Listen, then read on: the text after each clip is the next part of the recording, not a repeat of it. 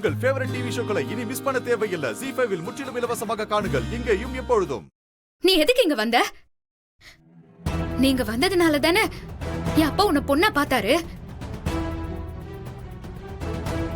அதனால தானே உனக்கும் நல்லது நடக்கணும்னு சொல்லி ஒவ்வொன்னையும் பார்த்து பார்த்து பண்ணாரு. இப்போ நீ அவரே யாருன்னு கேக்குறியா?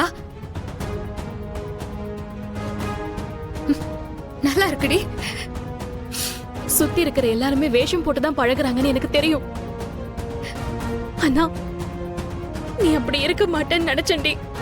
ஆண்டாள் அப்படி இருக்க மாட்டான்னு நினைச்சேன். அது எவ்வளவு பெரிய தப்புன்னு இப்பதான் எனக்கு புரியுது. நான் வேஷம் போட்டேன்ல, நான் வேஷம் போட்டேன்னு சொல்றேன்ல. உன்கிட்ட வேஷம் போட்டு எனக்கு என்ன கிடைக்க போகுது? உன்னை ஏமாத்தி எனக்கு என்ன ஆக போகுது? அன்னைக்கு குழந்தையும் கைமா வந்து நிக்கும் போது கொஞ்சம் கூட யோசிக்காம உன்னை கூப்பிட்டு என் வீட்டுக்குள்ள வச்சேன் பாரு. என்ன சொல்லணும்? இவ நல்லா இருக்கணும்னு எல்லாரும் நினைப்பாங்களாம். ஆனா அவங்களே இவ யாருன்னு கேட்பாளாம். சாரிடி, நான் உன்னை தேடி வந்தது தப்புதான். இனிமேலும் நான் உனக்கு தொந்தரவா இருக்க மாட்டேன். வேண்டாண்டி, நீயும் எனக்கு தொந்தரவா இருக்க வேண்டாம். நானும் உனக்கு தொந்தரவா இருக்க மாட்டேன்.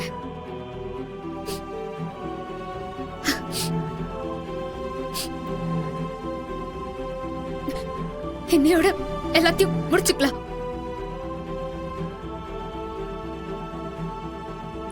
இனிமே என் வாழ்க்கையில பாரதின்னு ஒருத்தி யாருமே இல்ல.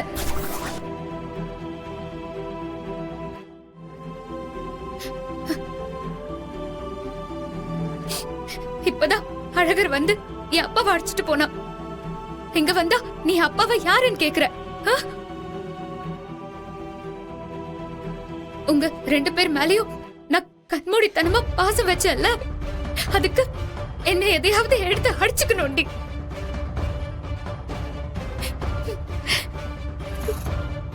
சந்தோஷம்டி, ரொம்ப சந்தோஷம். இப்ப சொல்றேன் பாரதி, நான் உன்னை பாக்குறது இதுதான் கடைசியா இருக்கும்.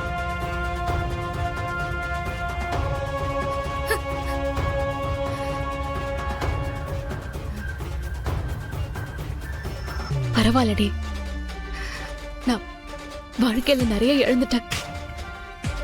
எனக்கு உன்னை இழக்கிறது ஒண்ணும் பெருசல்ல. இத்தனை நாள் வீட்டுல இடம் கொடுத்ததுக்கு ரொம்ப நன்றி. சரி,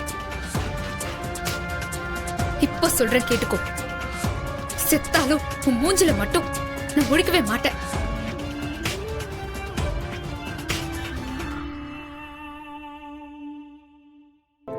திரும்ப உங்களை நம்பி உங்க கூட சேர்ந்து வாழணும்னு நினைச்சும் பாருங்க, அதுவும் அவசரம் தான். ஏன் பாரதி என்ன சித்திரவதை பண்றீங்க? அன்னைக்கு போனது மாதிரியே என்ன போக விட்டுருக்க வேண்டியதானே? எதுக்கு திரும்பவும் என்ன உங்க வாழ்க்கைக்குள்ள வர வச்சீங்க? அதான் என் முட்டாள்தனம் சொல்லிட்டேன்ல. இப்ப அதுக்கு தானே உட்கார்ந்து அழுதுட்டு இருக்கேன். பாரதி, ஒன்னே ஒண்ணு மட்டும் கேக்குறேன். ஸ்வேதா இங்க வந்ததுக்கு காரணம் நான் இல்லன்னு சொல்லிட்டேன். அதுக்கு காரணம் ஆண்டாளோட அப்பா தான்னு சொல்லிட்டேன். இதுக்கு மேலயும் என்ன தண்டிக்கிறதுக்கு உங்ககிட்ட என்ன காரணம் இருக்கு? பிளீஸ் பாரதி, அதை மட்டும் சொல்லுங்க. இங்க பாருங்க, புரியாதவங்களுக்கு புரிய வைக்கலாம். புரிஞ்சும் புரியாத மாதிரி இருக்கிறவங்களுக்கு எப்படி புரிய வைக்க முடியும்? பாரதி, எனக்கு புரியாம தான் நான் கேக்குறேன். நான் உங்க கால்ல கூட விழறேன். திரும்ப திரும்ப என்ன பேச வச்சு கொல்லாதீங்க. நீங்க என் வாழ்க்கைக்குள்ள வரதுக்கு முன்னாடி தான் நான் அதிகமா அழுத நினைச்சேன். ஆனா நான் இப்ப உங்க கூட இருக்கும் போதுதான் அழறேன்னு எனக்கு இப்பதான் தெரியுது. இன்னைக்கு காலையில கூட என்கிட்ட பேசும்போது நீங்க தான் என் சந்தோஷம், நீங்க தான் என் நிம்மதின்னு சொன்னீங்க. அதுக்குள்ள நான் உங்களை காயப்படுத்துறவனா மாறிட்டேனா? என்ன பண்றது? சின்ன வயசுல இருந்து நான் எதெல்லாம் நல்லதுன்னு நினைக்கிறேனோ அதெல்லாம் எனக்கு கெட்டதா வந்து நிக்கும். இப்ப முடிவா என்னதான் சொல்றீங்க பாரதி? இதுக்கு மேல சொல்றதுக்கு ஒண்ணும் இல்ல ஆதி. அப்ப நான் உங்களுக்கு வேண்டாமா?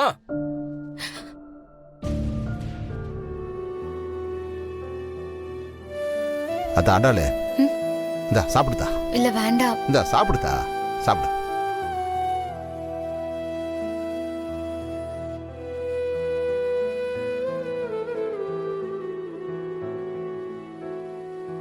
எல்லாம் போக போக சரியாயிடும்தா. இந்தா.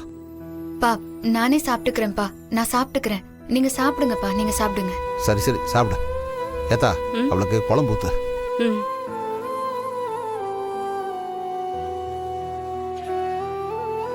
எனக்கு என்ன ஒரு வருத்தம்ட்டா, என்னால இந்த பாரதிக்கும் ஆதிக்கும் ஒரு சண்டையாகி போச்சு.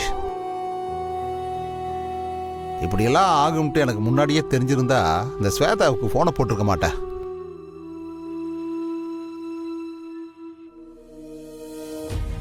இந்த மனுஷன் நல்லவரா கெட்டவரா?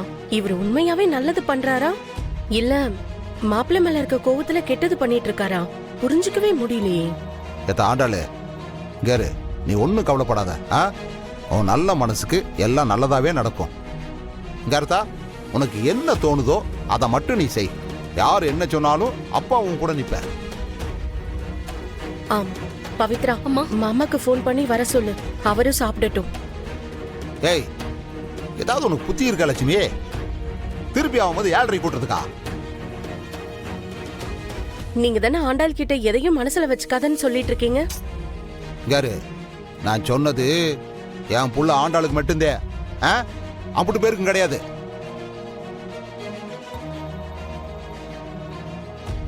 அப்போ மாப்பிள்ள வேணும்னு சொல்றீங்களா இல்ல வேண்டான்னு சொல்றீங்களா? யாரு, எனக்கு என் புள்ள வேணும். அது என்ன முடிவு எடுத்தாலும் எனக்கு சந்தோஷம் தான். இது நாள் வரைக்கும் என் முன்னால ஒரு பையன் என்னை எதிர்த்து பேசினதில்லை. ஆனா ஆண்டாள் புருஷன் என்னை கை நீட்டி அடிச்சுட்டு போறான். இங்காரு, வேற எவனாவது என் மேல கைய வச்சிருந்தான் அவன் கை இல்லாம பண்ணிருப்பேன். ஆனா என்ன பண்றது, கை வச்சது என் மாப்பிள்ளைய போயிட்டானே. என் பிள்ளைக்கு வேற அவனை பிடிச்சிருக்கு. என் பிள்ளைக்காக இந்த அவமானத்தை தாங்கிறதெல்லாம் ஒன்றும் தப்பான விஷயம் இல்லைல்ல. ஆண்டாளுக்கு மட்டும் பிடிக்காத புருஷனா இருந்திருந்தான்னா என் மேல கைய வச்சதுக்கு அவனை ஒரே வெட்டு, கை 2 துண்டா கீழே விழுந்திருக்காது. ஆனா என்ன பண்றது, ஆண்டாளுக்கு அவனை பிடிக்குமே. என் பிள்ளைக்கு என்ன பிடிக்குதோ அதானே எனக்கும் பிடிக்கணும். அப்படித்தானே இப்படி வருஷமா நான் இருந்திருக்கேன். சரி, நீங்க முதல்ல சாப்பிடுங்க. முடிஞ்ச பிரச்சனையை இப்ப திரும்ப திரும்ப பேச வேண்டாம். ஏத்தா, நீ என்னமோ நானே போய் மாப்பிள்ளை கூட சண்டை போட்ட மாதிரி பேசிக்கிட்டு இருக்க. யாரு, நீயே சொல்லு, இன்னைக்கு நடந்ததுல என் மேல ஏதாவது குத்தம் இருக்கா? மாப்பிள்ளை தானே நேரா வந்து எடுத்த உடனே வாடா போடான்னு சொல்லி என்னை அசிங்கப்படுத்திட்டு போனாரு. எனக்கு தெரியல, நான் என்ன முன்ன மாதிரி இருக்கேனா இப்போ? ஆண்டாளுக்கு மாப்பிள்ளைய பிடிச்சிருக்குன்னு தெரிஞ்சதும் அப்பத்துல இருந்து என்ன நான் மாத்திக்கிட்டேனா இல்லையா?